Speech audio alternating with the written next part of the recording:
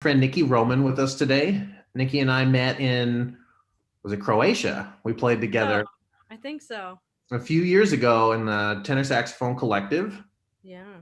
in Croatia. So she's assistant professor of saxophone at Friend Nicki Roman with us today. the University of Wisconsin at Milwaukee. And I'll let her say a few words about herself, introduce herself, and then we'll jump right into it. We'll start with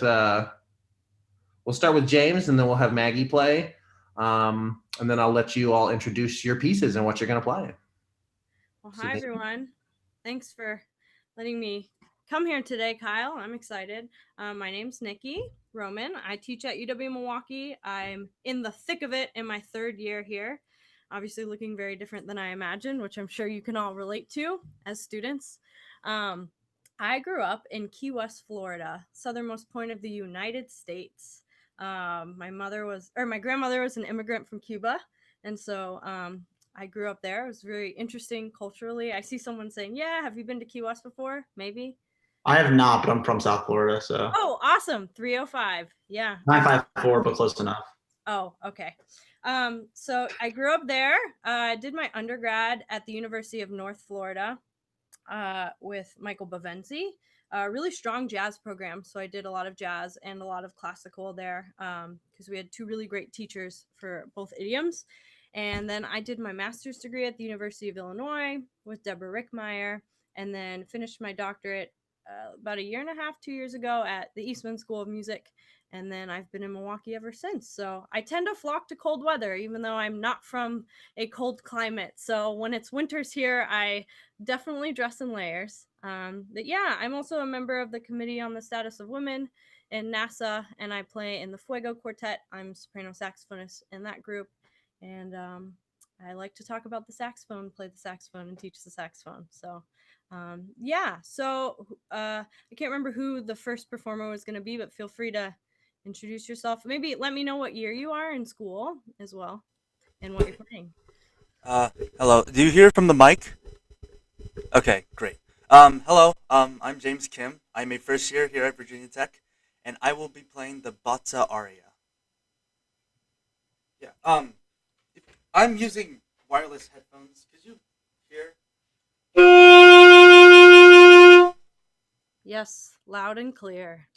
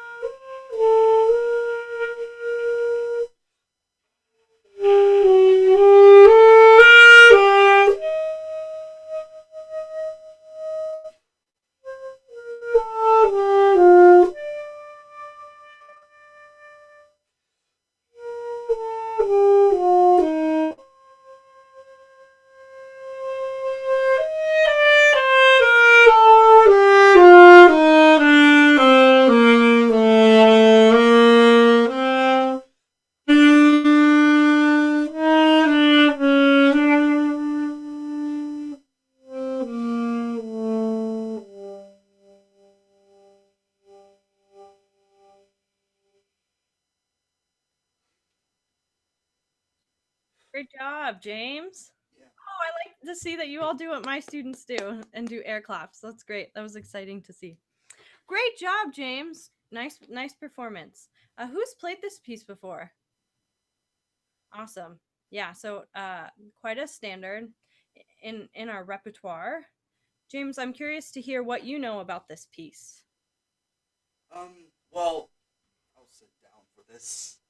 Okay, what I know of the piece is that Dr. Hutchins told me to listen to 2 separate recordings of this piece.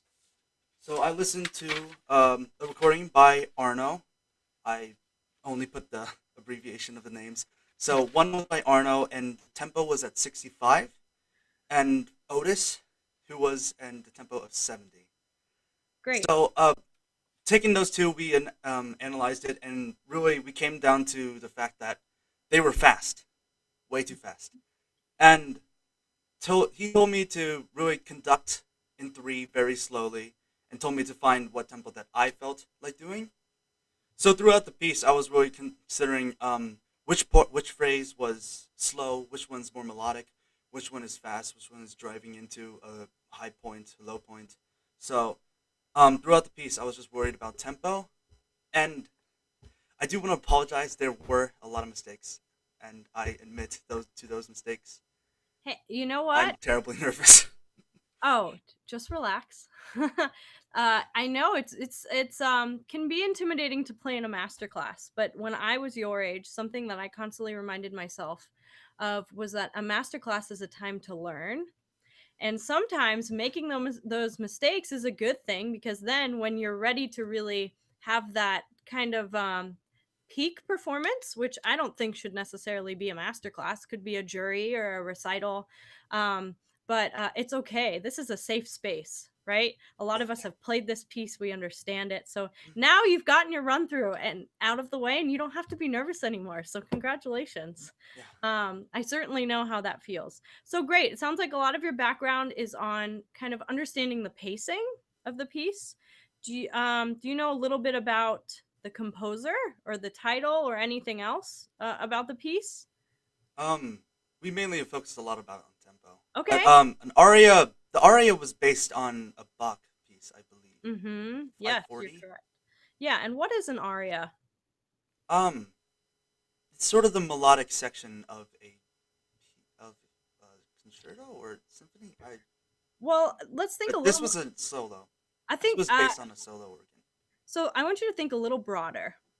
For me, whenever I see aria, I think of a vocal piece. And I think about that in terms of my vibrato as well. And vibrato is something I want to talk about a lot with you, because this piece is also known as a study on vibrato. It's something that really helps our vibrato quite a bit. So I'm really glad you're working on it, because I see you have a little bit of a vibrato you've been working on. And I think it's something we can always be improving on. Just so everyone that's watching kind of knows, Eugene Bozza was a big composer and advocate for our repertoire. We have some great pieces from Bozza. This piece was actually written not too long after the Glazunov concerto, to kind of put it in perspective. Glazunov was written 34-35, and this was written in 1936. But Bozza has quite a handful of pieces for the saxophone. Has anyone played anything else by Eugene Bozza? Anything? Perhaps. He has some quartet repertoire too, in particular his Nuage and Andante and Scherzo, great pieces. Andante and Scherzo is a great tenor saxophone excerpt that comes up in military band auditions quite a bit. But Bozza also has a great compilation of improv and caprices, which I'd highly recommend if you're looking for more unaccompanied pieces to work on. His Improv and Caprice, the really more well-known one that's taken from that book, gets played as a standalone piece quite a bit. So I think it's always important to kind of know where the repertoire sits in the time period. But it's great you've been listening to some recordings, especially a more of an American recording and more of a European recording. Arno is known as Arno Bornkamp from the Netherlands. So a great recording. So you've really done your homework. Good job. So how do you feel about your vibrato, James? Needs more work. Needs more work. I would feel that way about my own as well. I always think vibrato needs more work, and my students know me as a vibrato stickler. I warm up on my vibrato every day. It's a core part of my playing, and I think it's important we have some really core fundamental vibrato exercises to be working on, and I use them as my warm-ups every day because it sets my face up ready to go. So I would love to break down my vibrato with you. I think the students would benefit from that a lot as well, because I think so many different ways we can practice our vibrato, and the more ways we have to practice a concept, the better. Makes us a better performer, makes us a better teacher, which I assume there's music education majors here. So I think that's helpful. Okay, James, go ahead and grab your saxophone, but you can stay closer to the camera if you want, because we won't need your sheet music quite yet. Now, do you practice your vibrato? Yes, I do. Awesome. Me too. How do you practice your vibrato? Tonal energy. Oh, awesome. Like the app? Yeah. Cool. There's a certain part in tonal energy where you can. Yeah, the Barry player in my quartet uses that quite a bit. So yeah, good. I'm gonna maybe introduce a couple things that are different. So as long as you're open to them, let's have some fun. So I want to try something. I'm gonna have you do a C scoop. This is something I do regularly to kind of make sure my vibrato muscles are being engaged. Okay, could you point to the vibrato muscles on your face for me? Oh, interesting. Okay, so you're just pointing down here. Have you ever thought about your more of a chin? Your chin? Okay. Have you ever thought about your vibrato muscles as coming from here and here? So 4 points diagonally in? Maybe not. Can you say O? Yeah, so when we say O, what's really important with the vibrato for me is that these muscles are engaged as well. And I don't know that these muscles are always engaged when you're using vibrato, because I lose that spinning quality. So we're going to do this C scoop, and I want you to really feel these muscles, okay? It's going to sound something like this.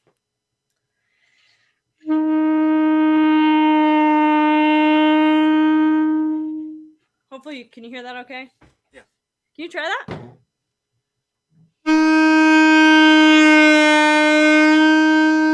Good. Now point to me on your face where you just felt that flex.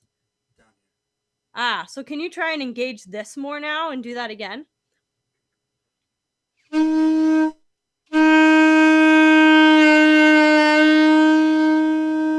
And you don't have to really aim for a full half step. What's important is just really small motion, because if we're going this far, the vibrato sits like right here, right? So we want to feel that. Okay, now I want you to try this. You're going to do that same C scoop, but then you're going to get smaller and smaller and smaller till it kind of goes on autopilot. And I want you to just think of spinning it. Okay, it'll sound a little bit like this.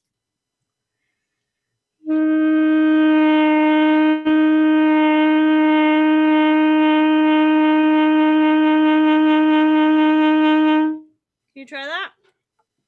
Maybe.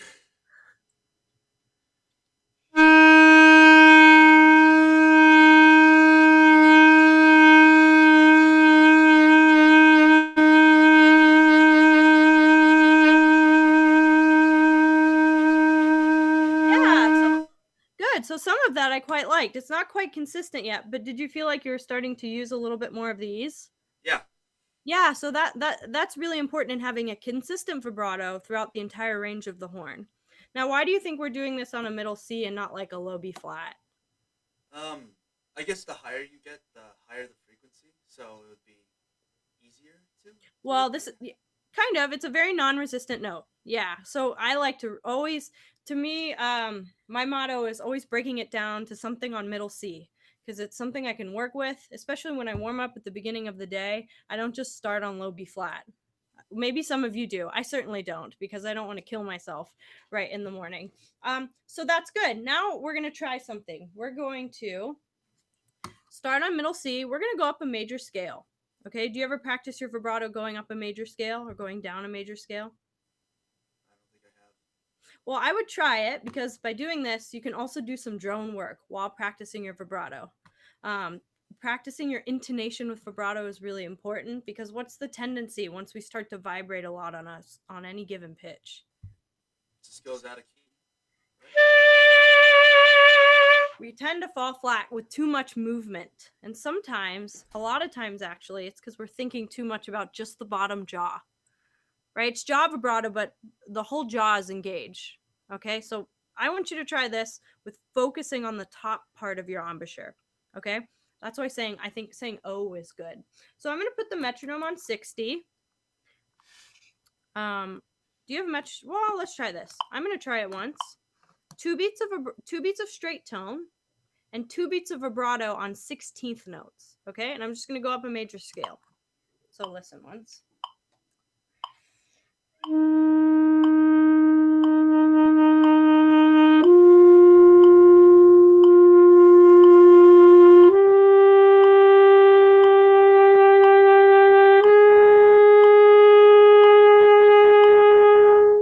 Can you try that?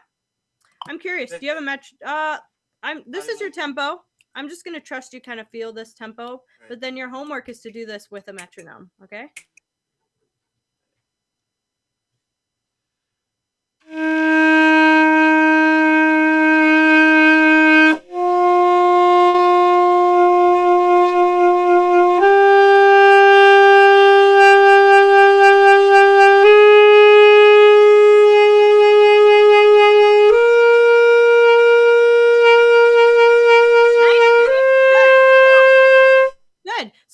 Really great vibrato. This is vibrato I didn't quite hear a lot of in aria. Would you agree?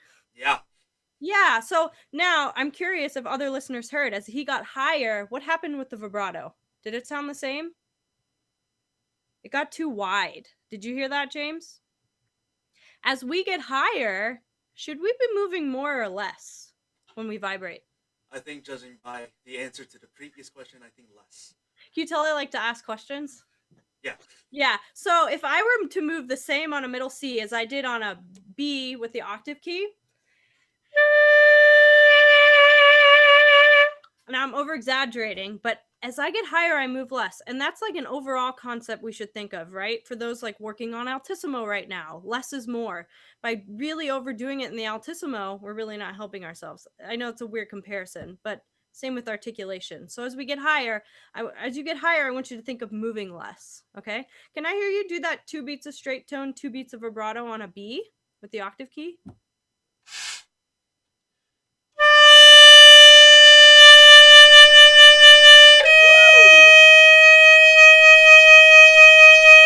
Yeah, James. Wow, that B was really spinning. I almost got goosebumps. It was much more resonant, okay?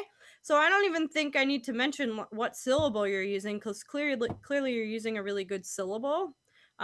People use ya or va or wa. I like to use ya because I feel this being engaged. So it's just, I think, worth mentioning for others listening. But that's awesome. So I would definitely be practicing your vibrato all the time because it's going to get you really far. So I pick about 3 keys a day and I start at 60.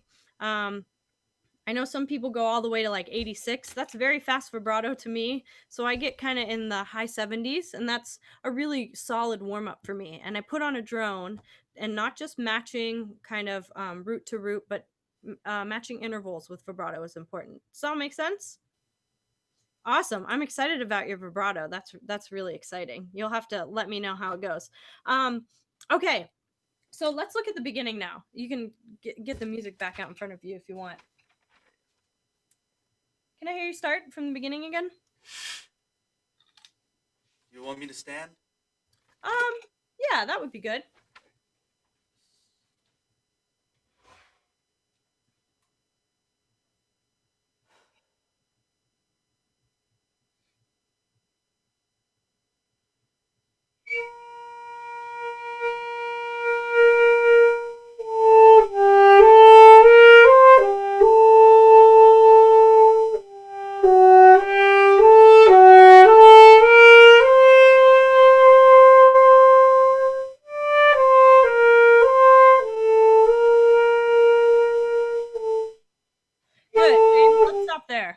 So I have a question for you. What's the overarching melody here that's going on? What do you mean? If you could break it down to 4 notes, what would those 4 notes be? The G, the Yeah. F sharp, the A, and then the G. Great. Could you play me just the melody? And keep in mind the direction you're really thinking of leading us to. Because I think we lose it when you add in everything in between. So I want you to think of a longer line now just with the melody notes.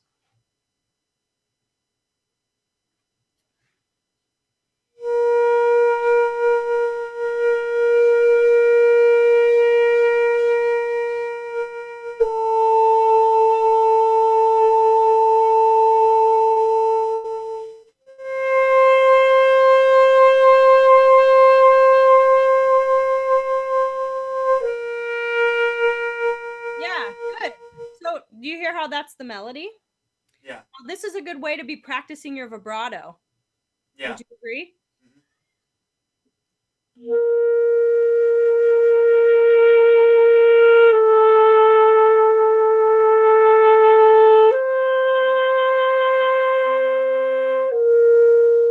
Now, what I heard you do that time that you didn't do when you played it in context was you really led us to that G. So now, can you play as written, but can you lead us all the way to that G a little bit more? Because I think we're still continuing on in the line. Try that again. Now, as written.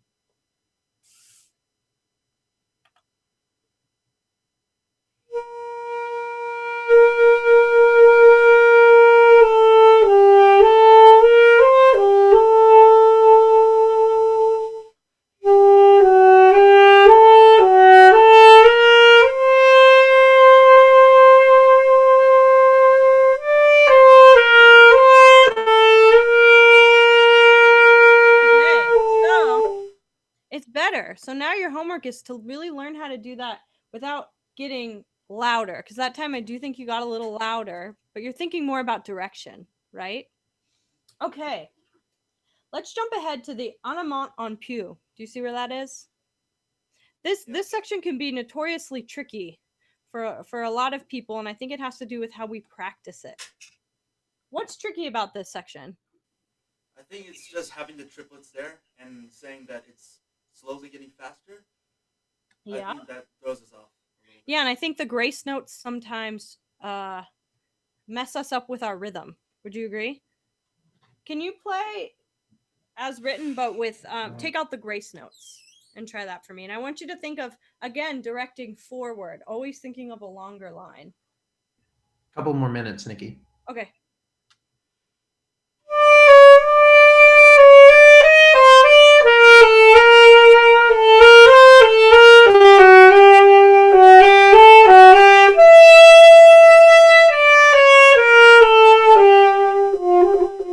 Yeah, James. And I didn't hear that long line when you added the grace notes, and that was lovely. Okay. Now, can you add in the grace notes, but don't disrupt that beautiful line you just played?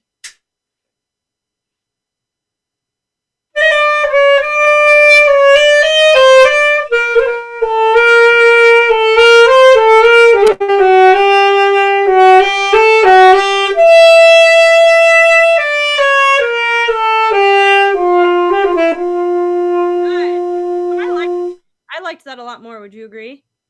Yeah. Yeah. So now let's look where we just stopped. Can I hear you just play? Yeah. So I think this is important for everyone here listening. Is when we the second we add in grace notes, it's disrupting some kind of line. So how do we practice that? I love to practice material like this backwards. So just take one grace note. We're going to take the C sharp to D, and I want you to think of leading into the D. Okay, it'll sound like this. Can you try that? Good. And you hear that C sharp? Make sure the C sharp's not louder than the D. Okay, now try. Now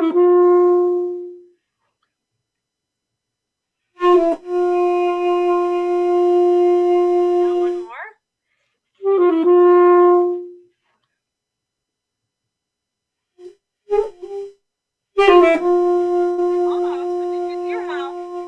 How your grace note is louder than your arrival note? So now don't play the grace note so loud. Aim into the D. Oh, that was it. Does that make sense? What'd you do differently?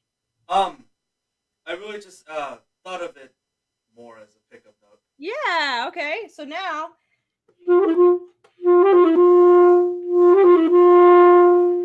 try that. Yeah.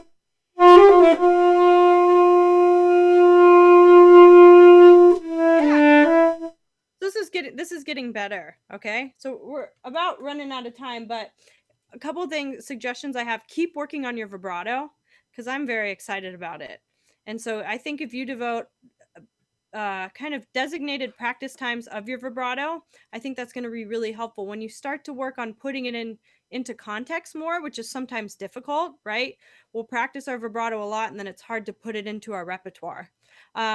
Start to keep the metronome on when you're practicing your vibrato, but work on swells with your vibrato. So not necessarily rhythm, but you're just pacing with the metronome in terms of dynamic shape. Does that make sense?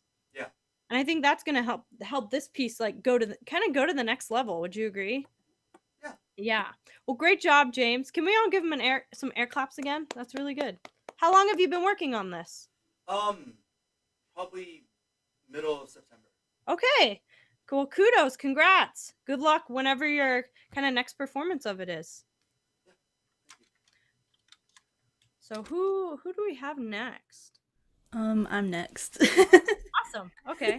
You know, I was just thinking, I try my best with names, but what's really nice about Zoom is I see your names all the time. So it's really nice. So I already know your name, but would you like to introduce yourself and say what year you are? Yeah, my name's Maggie. I'm a sophomore. I'm a music ed and saxophone performance major. And today I'll be playing Black and Blue by Barry Cockcroft. And I'm only playing the first 3 pages because I've only been playing this piece for about 2 weeks. Wow, so it's pretty new. It's very new. So, yeah, that's what I'm going to be playing. Let me get set up real quick. Sounds good. Have you played anything by Barry Cockcroft before? No, this is my first time playing a piece with like Multiphonics or anything, so this is very, very new to me. It's great. This is a good first piece. Yeah, I like it.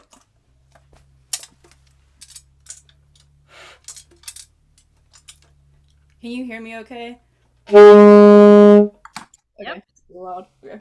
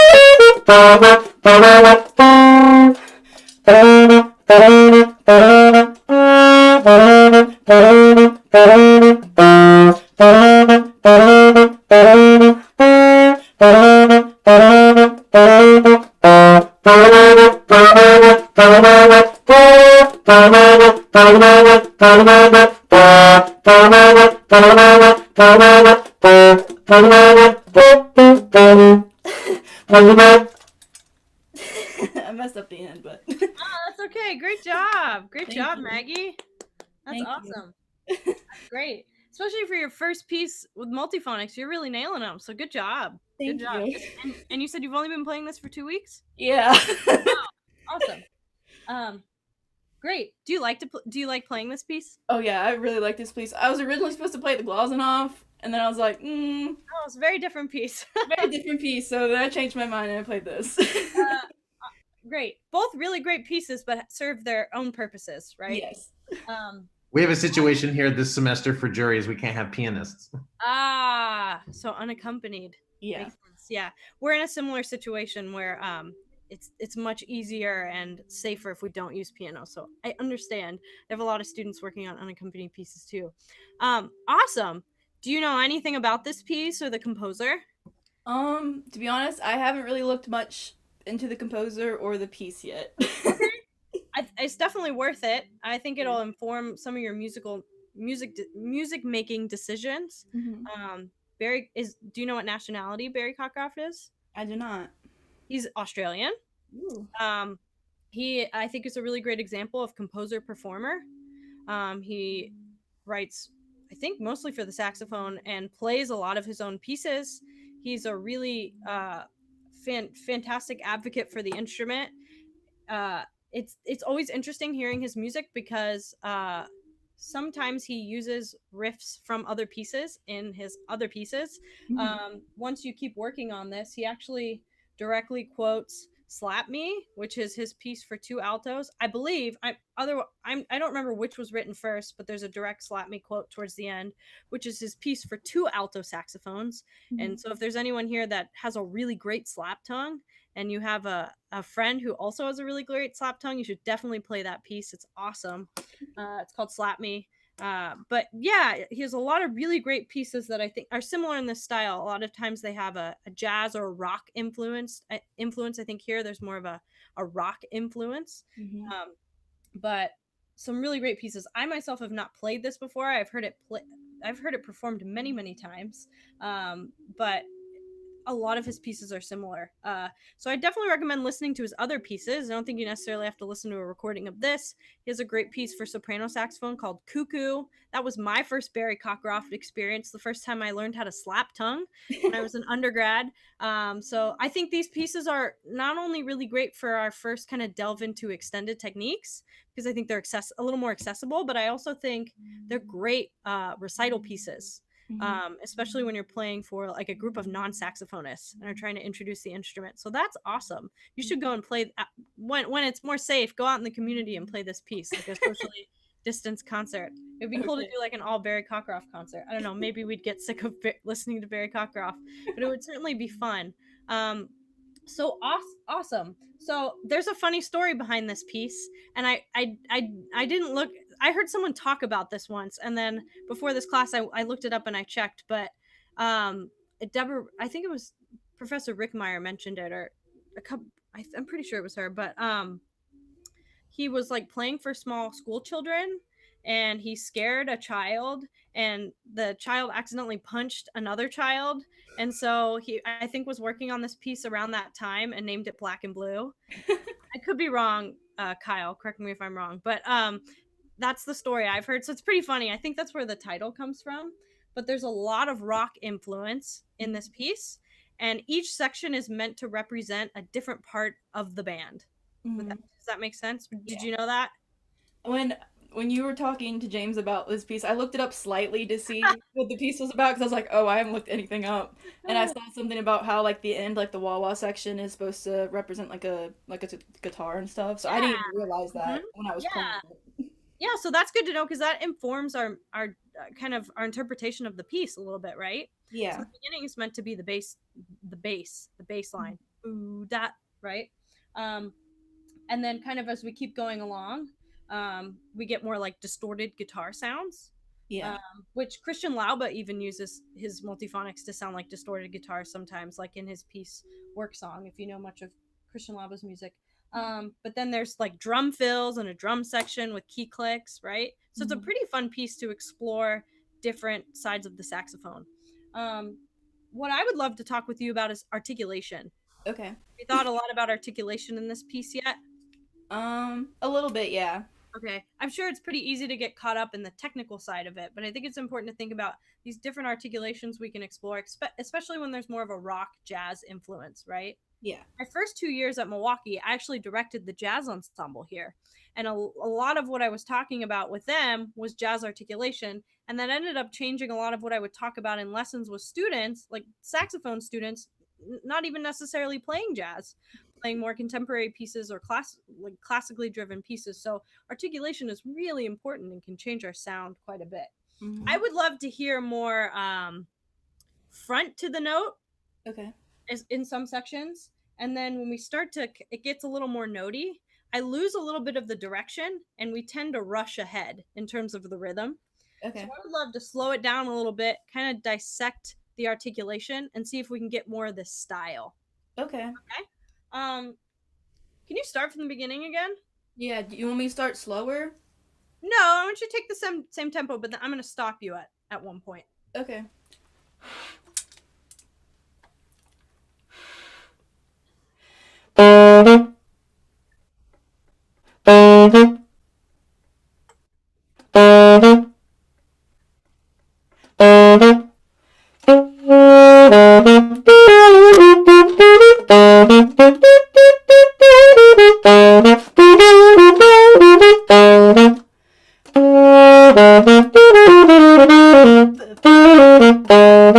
Good. So actually, it's getting a little bit better. Maybe you're thinking about it. So one practice technique is have you ever practiced on the funny beat or on the upbeat? I haven't. So my teacher Chen Quan calls it the funny beat. My old saxophone professor, but it's when you put the metronome on the offbeat and you practice on the offbeat, which we do in jazz a lot. Mm-hmm. But I think that would be a good practice technique for you to do just to capture the style.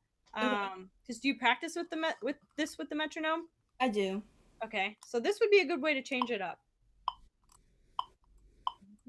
So it would sound like this.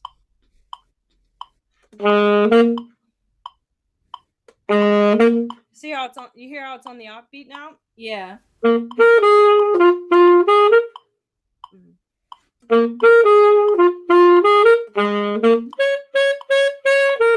it's a really good way to kind of drag and then make sure you're still kind of with the metronome. Yeah. There's 3 ways to play in time. It's like slightly behind the beat, but you're still in the pocket. There's right on the beat, and then there's like a little bit ahead of the beat. And this one you want to be like a little bit behind. Okay.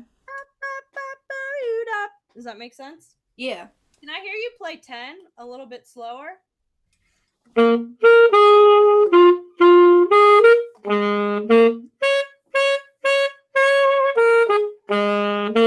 Just that much. And I want you to overdo every single articulation. Okay. Do you want me to do pickups to 10 or just start on 10 directly? You do pickups, yeah. Okay. So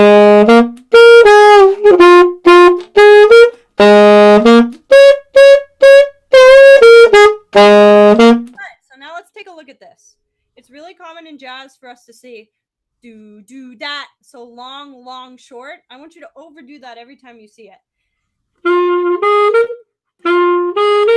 You see where that is? That's the second bar of the third line. Yeah. So I want you to dig into beat 2 more and a shorter upbeat.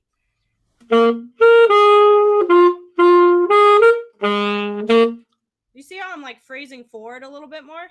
Yeah. Try it. Okay. Pick up again. I feel like I didn't really do it.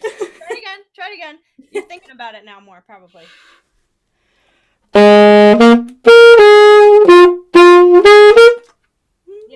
Can you keep going? Okay. Yeah, I'm gonna start again from the pickup.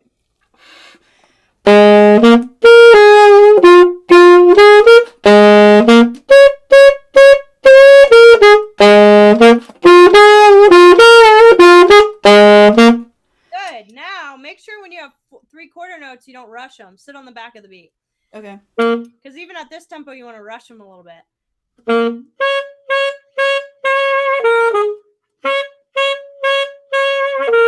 Now, are all those 3 quarter notes the same, or do they go forward?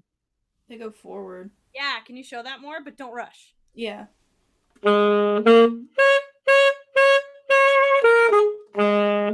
Try just that much.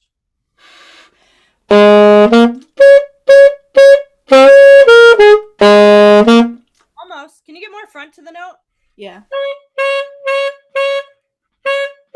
What kind of articulation do you think when you see rooftop accents? Like short and fat, but like not that fat. Yeah, I like the fatness. I would agree. What do you consider the 4 basic jazz articulations? Like what? Talk me through them, like the syllables. Have you ever thought about this? No, not like those 4 different syllables. Do you play in jazz band at all? Jazz ensemble? I used to last semester when we were in person. I bet you miss it. I do. I miss directing the jazz ensemble. I just do saxophone now, but I loved directing the jazz ensemble. So much fun. It's like the highlight of my day always. So I like to break them down to do, dit, dat, and da. Okay. Do would be more legato. D-O. I like to think in terms of syllables too, because it changes where our interaction on the tongue, right? Mm-hmm. So let's all say that. Do. And dit, super short. That's staccato. Da, D-A-H. I like putting the H on the end of it. That's accent. And dat, D-A-H-T. Now I put it with a D because it's slightly behind the tongue, right? Mm-hmm. So dit is different than dat.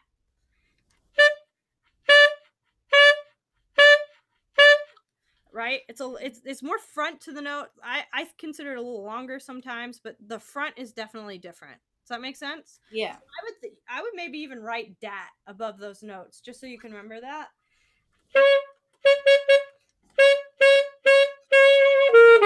And it's going to give you more contrast with the legato. Does that make sense? Yeah. Dat, dat, dat, do, dat. And I would go through and say it. Like, go through the whole first page and speak it. Okay. Right? Can you try that? Dat, dat, dat, do, dat. I'm not super concerned about pitch. If you can sing on pitch, that's great. But syllable is important. Okay, starting at where we were with the high B flat. Yeah, so measure 12. Dat, dat, dat, dat, do, dat. Say that. Dat, dat, dat, do, dat. Better? Okay. Can you play it like can you sing it like you're playing it though? So yeah. Lots of energy through the horn, which is that's a good sign because usually it's the opposite. Yeah. So really put a lot of energy through it and say it again. Okay. Dat, dat, dat, do, dat. Yeah, good. Now can you play it? Yeah. Oh,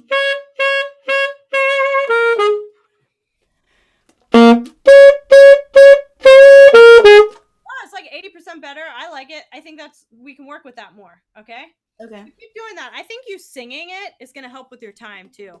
Does that make sense? I bet you can find like some cool backing track to play this with, like a drum backing track. That would be cool too. Yeah. Cool. Let's keep going. Can you start in 14? Same tempo. Yeah. When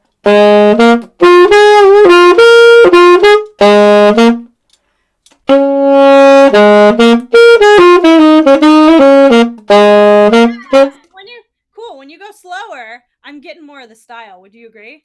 Yeah, I agree. Now, find beat 2 of 19. We have 2/8, right? With no articulation. Yeah. In jazz, a lot of times we want to think long, short when we see that. Yeah. Can you just play that? Just first 2 beats of 19. Can you make sure you lean into beat 2 more?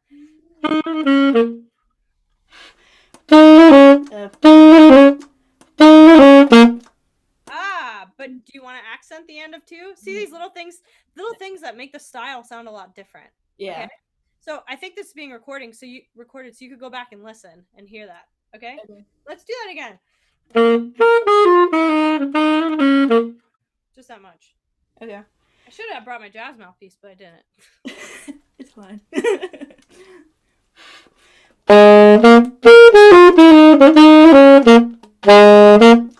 Yeah, I would lean more into the ands of the beats. Okay. Give them a little accent. Something like that. Just so you can show some direction. Good. Do that again and keep going this time. I won't stop you.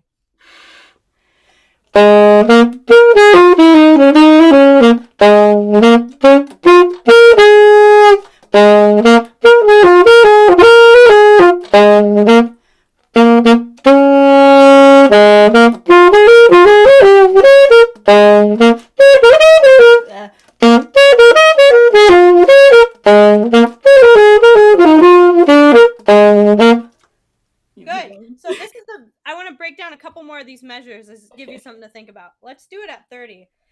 Can you just do that much? Yeah. Let me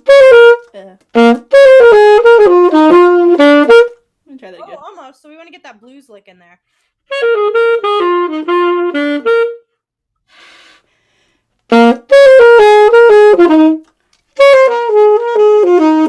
Okay.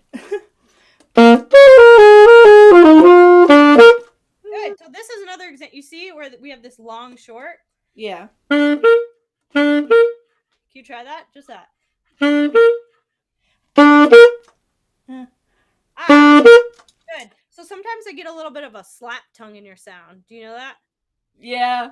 So you're laughing like it's something you're working on? Maybe? Yeah. Yeah, so good. It's good that you're aware of it. I feel like awareness is half the battle. Yeah. So just make sure your tongue's up and it's not creeping under the reed too much. What's Okay. nice about that is it means you're gonna have a really great slap tongue. So just keep it in your bag of tricks for later. Okay. You're already working on it. So just think of pulling the tongue off the reed, fast air, but get the back up a little bit. Okay.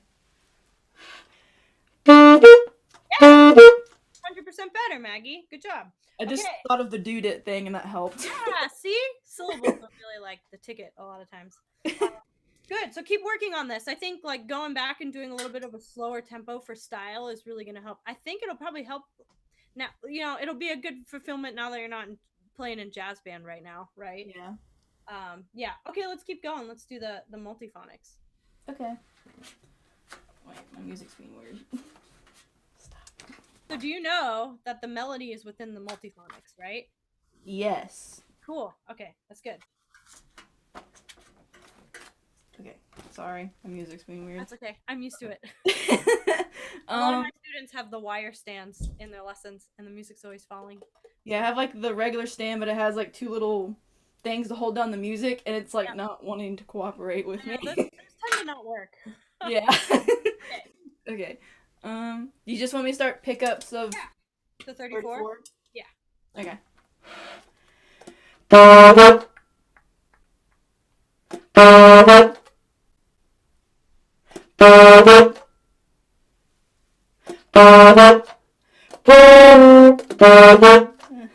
So good, you're getting them, which is awesome. Can you do on the forte piano a little bit more so that it doesn't sound so similar to everything else? Yeah. Are you just aiming with your multiphonics? I'm curious. Right now, are you kind of just aiming for accuracy of getting them? I've been getting them most of the time. It's just the one with the E flat that for some reason I can't hit. The one that I was just dynamics. The one I was just playing? Yeah, the one you were just playing. Okay, so I would experiment with your voicing, because for me, a lot of multiphonics are different and I have to think of where I'm directing my air. For that one, I think of directing my air above the ligature. Can you try that? Good. Now can you forte piano it in crescendo? Good. So when you start it, Maggie, can you aim your air up a little bit more? Yeah. Starting low. Okay. Yeah, try that. Yeah? I'm having a hard time hitting it and then getting it to go back down. That's okay, so let's do this as an exercise. Let's hit it in decrescendo. Okay.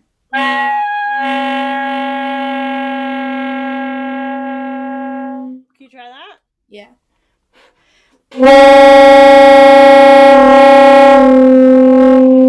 Kind of. So that's an exercise I would do, and you could do like an inverted decrescendo crescendo. And then as you get more comfortable, do that quicker. Does that make sense? Yeah. Like you could do a bunch of swells because it's a voicing thing, right? Yeah. That's what's tricky about multiphonics. So keep working on that because that'll come. Okay? Okay. Especially if this is the first time you're playing a multiphonics piece. So, yeah. Yeah. So I would have loved to hear more contrast getting into 66. It's cool. Right? Yeah. Do you have a piano marking? I do. It didn't really come across. This I wrote in my notes. Cool, like in quotes. You can think do that, right, and we have this long short rhythm again. Yeah. Can you start there? Mm-hmm. Good.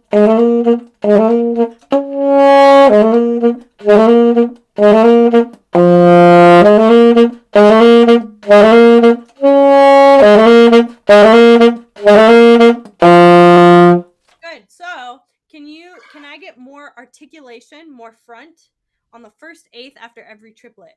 Do a do dit, do a do dit, do a do dit. You're gonna lose that kind of groove sometimes, the front to that. Can you say that? Yeah. Do da do dit, da da do dit, da da do dit, da. Yeah, and when I hear you play it, I hear do that, do that, do do dit, do do dit, do do dit. So more front there. Okay.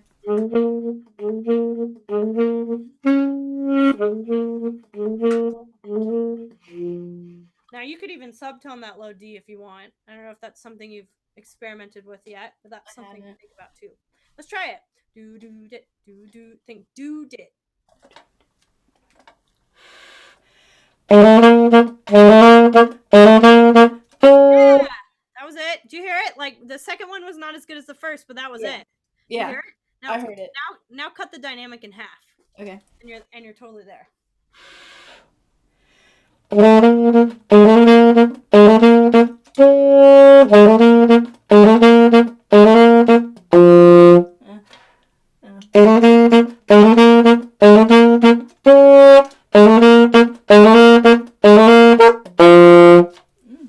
keep losing it on the second one. Yeah, but now you hear it, right? Yeah.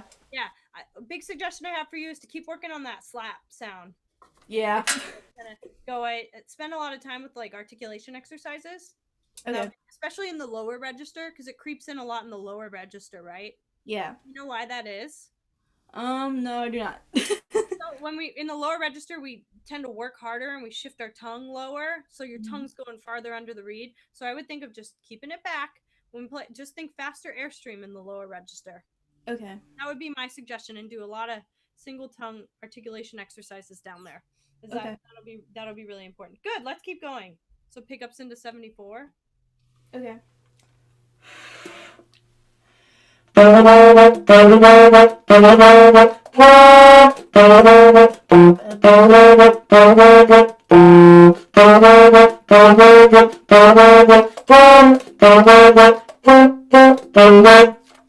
Oh, hey, you got it that time. Good job.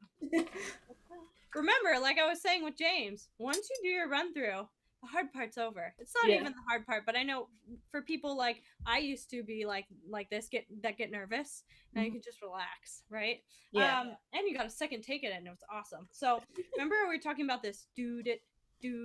Think of it even more with the multiphonics because they're gonna sound thicker, and you still want to get that. Let me see if I can sight read this. See how I'm like really overdoing the shortness? Yeah.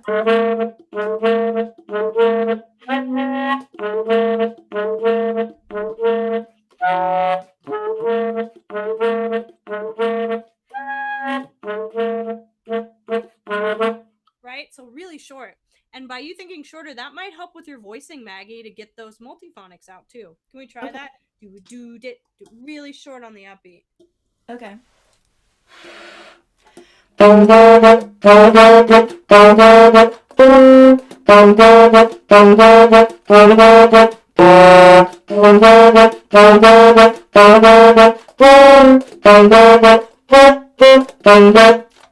so let's just isolate this.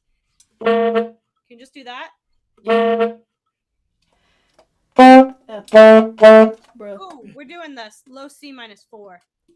It's in the E flat one. That one's harder. Yeah, so I want you to overdo both of those. Say do dit. Do dit. Yeah, even shorter dit. Do dit. Yeah, play it. Almost a little bit. I don't want you to accent the dit. Okay. Try that. Almost. Do dit. Keep thinking the syllable you were saying. Try it again. Yeah, so keep that consistent. Keep working on that, okay? That might take some time, but again, it'll help your jazz playing too, right? Yeah. Let's do this last line, which seems to give us trouble. Can you just do the last line? Yeah. Bruh. Almost. It should be the same multiphonic, right? Me and Dr. Hutchins were talking about like if you're doing like the eighth notes, the let alone G's. He told me to do the E flat fingering. Oh, cool. We were not sure. Okay, try that then. I just want to hear you be more consistent. Yeah. Okay. So. Okay. Can I do the pickups into 80? Yeah, definitely. Okay. Yeah, try something. What if you don't tongue it? See if that helps for now. Just try and kind of accent it out. Okay. Yeah, see how that helps? Yeah. Yeah. So I would use that as a practice technique. Don't necessarily do it in performance. But what that's doing is it's training your air to be faster. Because when you tongue it, I don't think your air's fast enough and it's like less consistent. So the air attacks are going to really help you. Okay. Do that again now and try and add the tongue, but don't overuse your tongue. Your tongue's just hanging out, tapping the reed. It's like, hey, what's up? Just coming off the reed. That's it. And then Okay. going away. Hey, that's the best it was, right? Yeah. Now just aim for that second one, the one on the end of 3, and you're there. Okay. Bruh.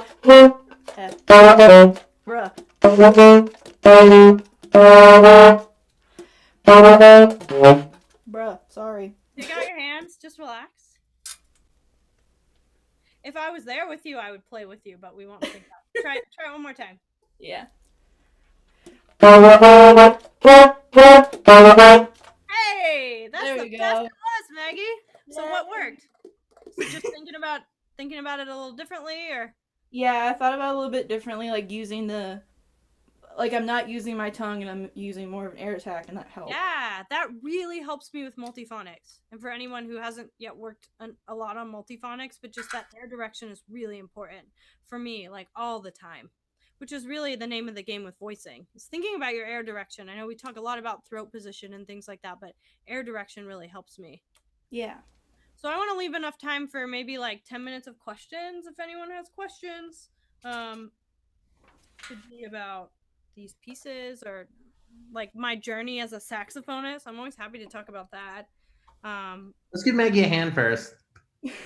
Oh, thanks. Thank you, Great, guys. great performances. So keep doing what you're doing. It sounds really great. Also, I really like your sweater vest, Maggie. Thank you. My mom hated it. Really? Oh. Yeah, I FaceTimed her before this, and she was like, "Are you seriously gonna wear that?" And I was like, "Yeah, it gives me Harry Styles vibes. I'm gonna wear it." I'm a big sweater vest fan. So Me too. Black and blue as a piece also gives me a lot of Harry Styles vibes. Me as well. Me too. Does anyone want to ask any questions? Yeah, we have this time with Dr. Roman. Feel free to ask anything. Anything at all? I'll ask a question. How was like your experience into like with saxophone going into different schools? Like, what was that about? Because you said you went to like multiple different schools, like Eastman and stuff. It was really interesting. I'm really thankful for it because all 3 of my degrees are from different types of colleges and universities, and now kind of being on the other side of it, it helped me kind of learn the system because it is kind of a system. But it was interesting. I'm from a small town, a 2-mile by 4-mile island.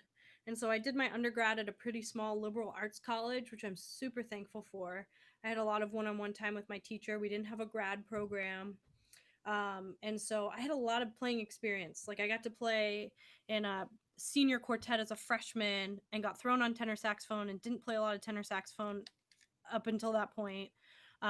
So that was really great. And then when I went and did my master's, I went to a Big Ten university, like to over 50,000 students. The saxophone studio was huge. My undergrad, my saxophone studio was 4 people. And my master's degree, it was like 25 people. So it was very different. There were a lot of grad students. I got there and I was a grad student, and on any given day, an undergrad could play circles around me. And so it was a humbling experience. So that was interesting. I think that helped in that way. It helped me a lot. It made me appreciate my undergrad quite a bit. And then when I went and did my doctorate, I went to a more conservatory-like setting. Although Eastman doesn't like to say they're a conservatory, they have a conservatory model, I think, and that was interesting. When you go and get a doctorate, it's more like an undergrad degree. You have less time to practice. The master's degree is really the practice degree. I think it's what I tell my master's students a lot. And where I went and did my doctoral work, I really had less time to practice, but was expected to play at an even higher level, because I was playing in a saxophone ensemble that was like memorizing a lot of music, and a lot of my practice time was dedicated to that. And I started playing in a professional quartet. So that was really it taught me a lot about how to balance my practicing, which has helped me a lot. But when I do a lot of these classes and I talk to students about my experience, it was really my undergrad that was such a invaluable experience, because I had a lot of time with my teacher. That was really important. I'm really thankful for all my degrees, but that one has a really special place in my heart, because when I went off to bigger schools, maybe more well-known programs, I always kept in mind the importance of my undergrad degree and that training I had. That was super important, and it taught me so many important life skills.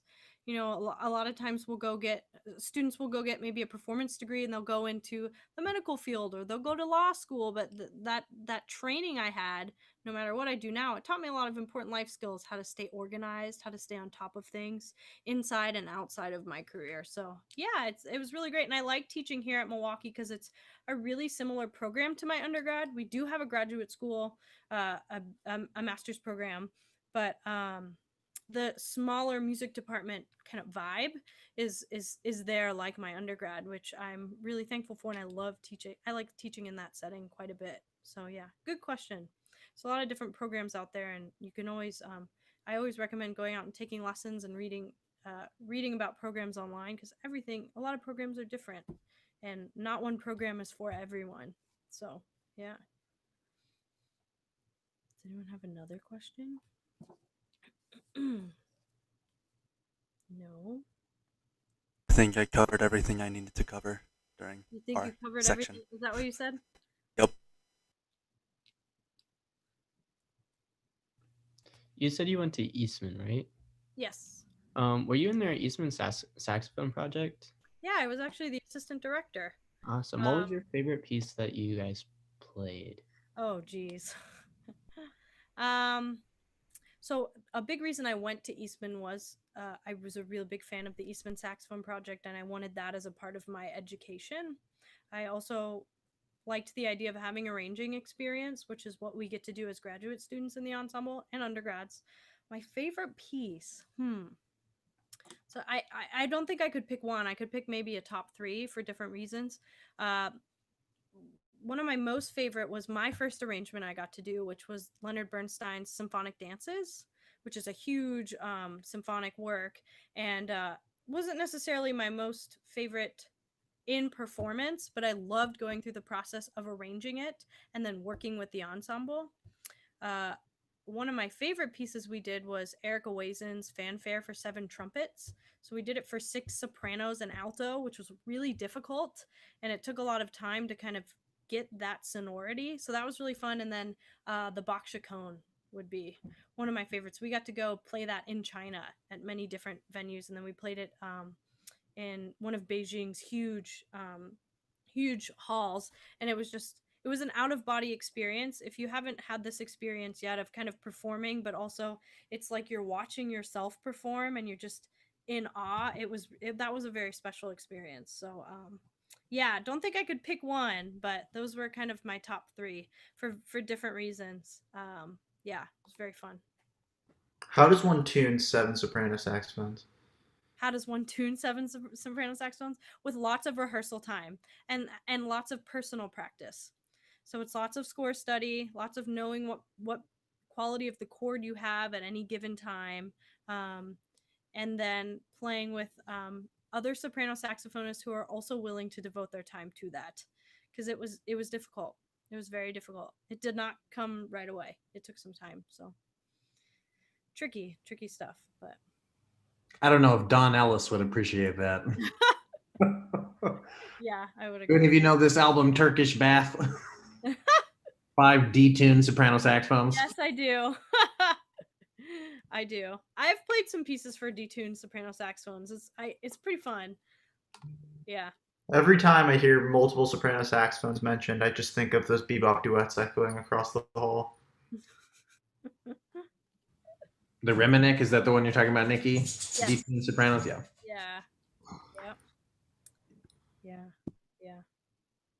But yeah, Erica Ways. We did a couple Erica Ways pieces for brass that worked pretty well for saxophones. And he was an Eastman alum, so he got to coach us on one of those pieces, and he loved it on saxophone, which I was really surprised with. But he's if you haven't met Erica Ways, he's like a teddy bear. He's a really nice guy, and very thankful for us to play his music. So it was really fun.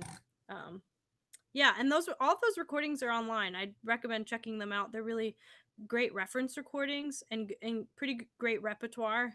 So yeah, I'd recommend checking it out.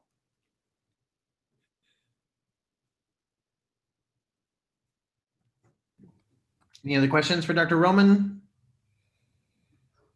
I love seeing the different backgrounds. All right. Excuse me. Well, thank you, Nicki, so much for being with us today. And thank you to Maggie and James for playing. Thanks for having me. If anyone wants Thank to you. reach out, I'll put my email in the chat. I always forget to do that. I'm going to do it this time.